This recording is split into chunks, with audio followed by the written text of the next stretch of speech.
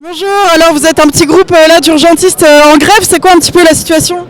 On est en grève depuis Saint-Antoine, 18 mars. On a créé un collectif l'inter-urgence nationale où il y a plusieurs urgences, donc 17 à Paris qui sont en grève et la province qui est gagnée par le collectif. Voilà. Vous êtes de quels hôpitaux là alors? Il y a du Saint-Antoine, il y a du Lariboisière, HEGP. Moi je suis de l'hôpital Saint-Antoine. D'accord, donc ceux qui sont partis les premiers alors. Ouais, c'est ça. Donc on est parti en grève le 18 mars 2019. On a été rejoints par tous nos confrères et consoeurs de différents hôpitaux parisiens. Le mouvement s'étend là. Il y a Nantes qui nous a rejoints, Lyon, l'Alsace. Enfin, il y a pas mal de villes qui sont en train de nous rejoindre. Voilà. Aujourd'hui, on dénonce nos conditions de travail qui deviennent déplorables.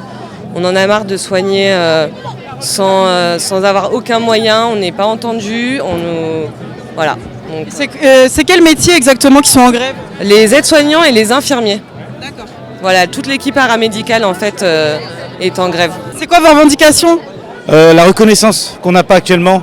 Ce qui est difficile, c'est qu'au quotidien, on gère quand même de la douleur et il y a de la souffrance. Et il y a un temps d'attente qui est très très énorme au niveau des urgences. Voilà. Donc ça a créé l'agressivité, l'impatience. Voilà. Donc on arrive à saturation, les services d'urgence sont obsolètes et il faut que le système change. Ils ont fermé 100 000 lits en 20 ans. Donc les gens, ils restent sur des brancards, ils payent le prix d'une chambre. Ils n'ont pas les soins qu'ils devraient avoir. Ils payent plus de 1000 euros. Et ceux qui n'ont pas de mutuelle, ils payent encore plus. Parce que les gouvernements actuels et les précédents, ils ont fermé beaucoup de lits. Donc les gens, les personnes âgées de 94 ans sur des lits, toute la nuit, sur un brancard, on leur promet une chambre, qui n'en ont pas. Ensuite, il y a la violence, il y a de plus en plus de violence. Il y a les 10 ans de gel de salaire. On est en dessous le seuil de richesse de Paris. On est en dessous.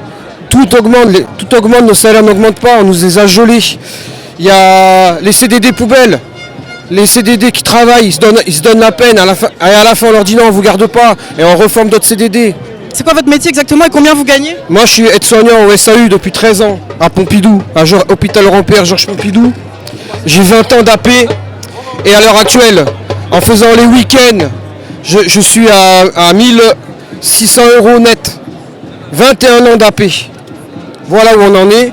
Et là vous êtes regroupés en collectif intersyndical, il y a des syndiqués, des non-syndiqués? Bien sûr, il y a les syndicats qui sont présents. Au départ, le début de la manifestation, le mouvement, il était de la base. Donc on a fait appel aux syndicats pour créer une intersyndicale derrière. Donc, voilà. Et alors vous êtes formellement en grève, comment ça se passe? Vous travaillez quand même ou pas? Alors on travaille quand même, bien entendu. Le service minimum est acté. On est assigné gréviste. Les services des urgences tournent normalement. Il n'y a pas de problème de soins ou de prise en charge patient. Aucun problème là-dessus. C'est notre problématique à nous. Effectivement, c'est pas comme la SNCF où on peut bloquer une gare ou des wagons ou un chauffeur de bus. Mais à la fois c'est symbolique, mais aussi percutant par rapport à la population. Parce que la population n'est pas bête de voir ce qui se passe dans les urgences, notamment à leur passage chez nous. Et le délai d'attente qui est énorme, on peut patienter entre 6 heures et 10 heures dans un service d'urgence avant de voir un médecin. Ce qui fait qu'on soit en grève, c'est qu'on le manifeste ouvertement, par des pancartes, par nos tenues, où c'est marqué en grève. On informe nos patients, effectivement, par rapport à ce qui se passe aux urgences. Et les patients vous soutiennent justement? Tout à fait, on a soutien de la population, ce qui est pas mal, ce qui est important pour nous. Effectivement, la santé touche tout le monde. Et comme je vous ai dit tout à l'heure, les services d'urgence, c'est la porte d'entrée de l'hôpital. Donc on gère de l'humain, on gère tout ce qui est douleur, la précarité, tout ce qui est infectieux, psychiatrie. Donc on gère tout ça à l'entrée. Et on accepte tout le monde, bien entendu. On est un service public. Donc on accepte tout le monde au niveau des soins. On est vraiment très soutenus par les patients et heureusement, c'est ce qui nous aide à tenir parce qu'on n'est pas du tout soutenus par notre direction ni par le gouvernement d'ailleurs qui ferme complètement les yeux sur ce qui se passe aux urgences.